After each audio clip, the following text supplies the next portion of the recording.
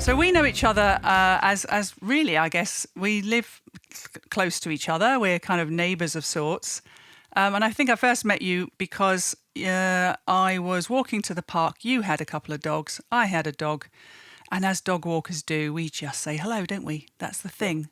I'm sure we only have dogs, so we say hello to people. But that's how we met, wasn't it?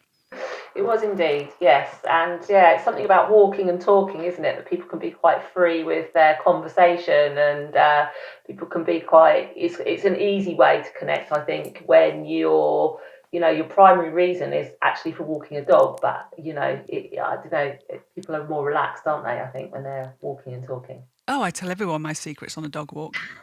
Honestly, I think more people in that park know about everything than people closest to me.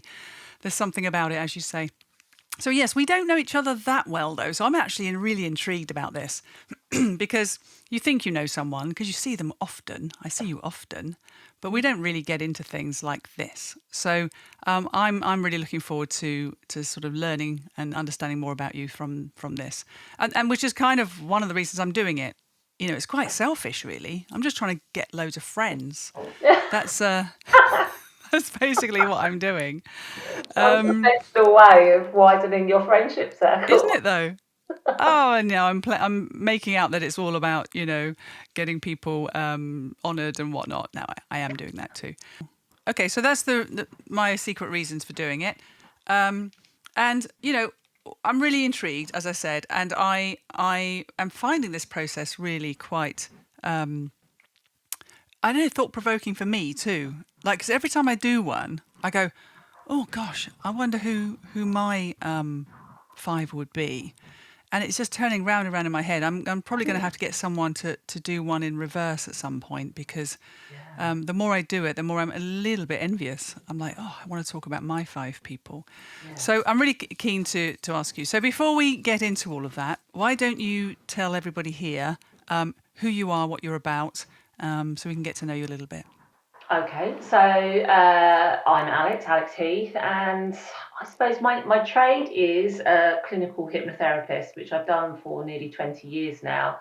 But my specialism is in supporting parents' recovery from all kinds of different perinatal traumas. So things like pregnancy loss, baby loss, different pregnancy illnesses, birth trauma, birth injury, NICU stays, all of the many different and sadly quite frequent experiences that many people have on their journey to parenthood that sometimes leaves them less able to cope with anxiety, with trauma symptoms, with depression. So that's my kind of specialism, if you like. So Mm. yeah, that's what I do. I have two companies. One company is a community interest company that provides access to therapy for parents seeking support from different perinatal traumas, and I have another company that trains other professionals in the therapeutic skills that I use, which is hypnosis and mindfulness, to support that recovery. So that's what I do. Mm.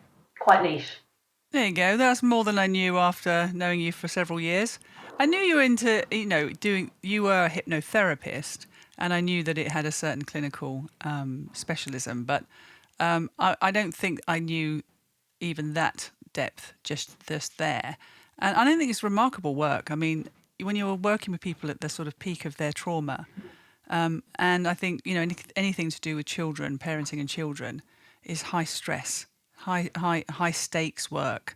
So I Yeah. imagine that's a big responsibility that you take very seriously.